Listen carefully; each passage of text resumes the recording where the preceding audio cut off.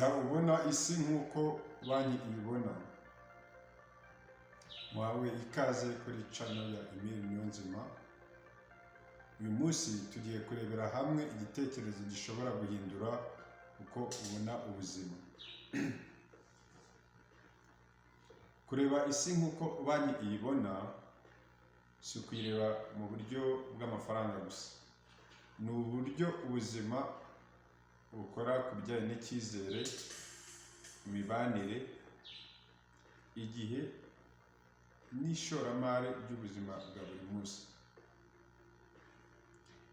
Iyo ubimenye neza, ureka kubaho uko bisanzwe, ugatangira kubaho nk'umuntu ufite strategy.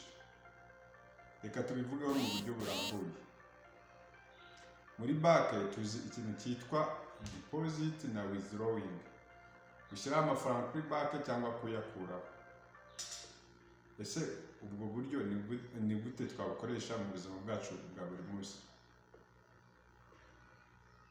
Banki igendera ku ihame rimwe ryoroshye gusa. Ushyiraho amafaranga akiyongera, wayakuraho akagabanuka. No mu buzima niko bimeze. Buri gikorwa ukora cyose ushobora kukibona nka deposit cyangwa withdrawing, gushyiraho cyangwa gukuraho. Iyo ufashije inshuti yawe ikiga neza, igatsinda ikizamini yagomba gukora, icyo uba ukoze deposit. Ariko iyo uyegera gusa igihe ukeneye ikintu runaka cyangwa uyikeneyeho ubufasha, uba ukoze icyo twakwita nko kubikuza cyangwa withdrawing. Bisa amarangamutima gusa, nicyo twakwita balance. Urabizi no muri banki habaho ikintu cya balance sheet. Reka turebe noneho umubano tuwufate nka kote uba ufite nko umuntu uze muri banki. Tekereza buri mubano ufitanye n'abantu ufate nka konti ufite muri banki. Urugero, inshuti A iraguhamagara, iragufasha, ikwitaho. Indi nshuti B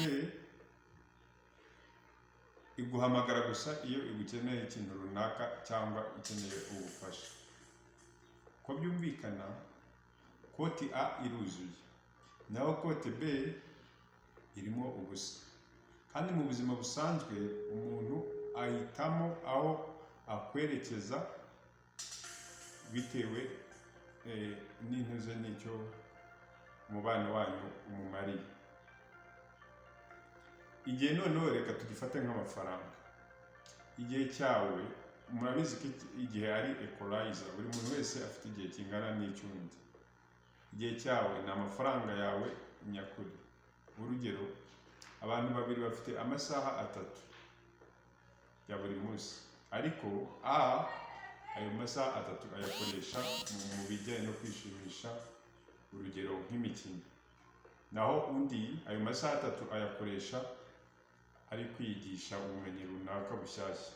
Nyuma y'amezi 6 A azaba afite ibintu byinshi yibuka mu bijyanye n'imikino, naho B azaba afite ubushobozi bwo kwinjiza amafaranga. Igihe ni ikintu cy'agaciro, uko tugikoresha nibyo bigena uko ejo hacu hazaba hameze. Hari ikindi twavuga cyitwa credit score cyangwa reputation. Icyubahiro cyawe ni credit score y'ubuzima bwawe. Urugero, A ahora akererwa, atubahiriza amasezerano, ariko B aho arizeye kandi akora ibyo avuga. Birumvikana ko B azizerwa cyane kurusha A. Kubera iki? Kuko score cyangwa icyo twajyanye n'amanota ye ari hejuru. None se ni iyihe mitekerereze y'umushoramari? Ubuzima ntibuhemba abashaka ibintu by'ako kanya, cyangwa mu yandi magambo abantu bashaka inyungu zo mu gihe gitoya. Bushimira abashora bagamije ejo hazaza. Urugero, umuntu A ashora amafaranga mu byishimo by'ako kanya, ariko umuntu B ayashora mu bumenyi runaka cyangwa akayashora muri business. Mu gihe cy'umwaka umwe gusa, A azaba agisora amafaranga, mu gihe B azaba arimo arinjiza amafaranga. Mu mibanire yacu n'abandi, umwe arihutira gufata byose, undi yubaka icyizere buhoro buhoro. Noneho abo bita smart investor bubaka ejo hazaza.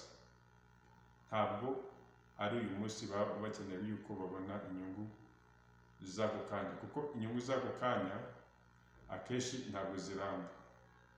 Ubuzima bwubatse mu buryo bwa system. Icyo utanga, hari ibyo utanga ndetse hari n'ibyo wakira, byaba igihe, icyizere n'ishoramari. So ushobora kwibaza uti se uyu munsi ndi gukora deposit cyangwa ndikora withdrawing? Urebye ku gihe, urebye ku mibanire yawe n'abandi, ibyo bizatuma ugira imitekerereze cyangwa ubona isi mu buryo nk'uko banki iyibona, kuko balance cyangwa uburinganire bwawe nibwo bugena ejo hazaza. Mwakoze cyane kuba mwakurikiye muri iki kiganiro. Twarimo tureba uko wabona isi kimwe na banki. Twabonye ko isi yubakiye ku ihame rimwe: withdraw na deposit. Either ukora deposit bikiyongera, wakora withdraw bikagabanuka. Wakoze cyane kandi kuba ukurikirana iki kiganiro kuri channel ya Aime Niyonzima. Niba uri umuntu ukeneye ikibanza, gusa ukaba ukeneye ikibanza kinini gifite space nini, ukaba ukeneye kiri ahantu hari premium. Iyo tuvuga ahantu hari premium, ni ahantu abantu bakunda cyane. Urugero Kimihurura, Kacyiru, Kagarama, Kibagabaga, Kinyinya. Uramutse ushaka ibibanza biri aho hantu muri na Nyarutarama, muri izo regio ziri premium, waduhamagara kuri 0783 515 900 tukakiguha. Ibibanza tudiringa nabyo, ibibanza biba bifite ubuso bunini. Ibibanza bifite 300 ntabwo tujya tudiringa nabyo, cyangwa ntabwo tujya tubiha abakiriya bacu, keretse iyo icyo kibanza ari umwihariko, ari ikibanza kiri muri premium, muri zone iri premium zone. Ibyo birashoboka, kuko n'ubundi ikibanza gito gishobora kuba ari gito ariko kiri kugura mu mafaranga menshi cyane. Cyo dushobora kukigura, ariko ni karara kenshi. Ibibanza dutanga biba biri hejuru ya 150 kuzamura. Ikindi, dushobora kuguhereza inzu ziba zikuze ariko zifite amaparisera manini, urugero 700, 800, 1100. Izo nzu twaziguhereza. Ikindi tuguha amazu ya luxury. Amazu aya ngaya aba ari meza, amavira ameze neza cyane, cyangwa amapartment, cyangwa izindi business ushobora kugura, ariko high end. Our targetinga the high end people. Ubwo uramutse ukeneye muri izo service, nimero yacu ni 0783 515 15. Bye bye.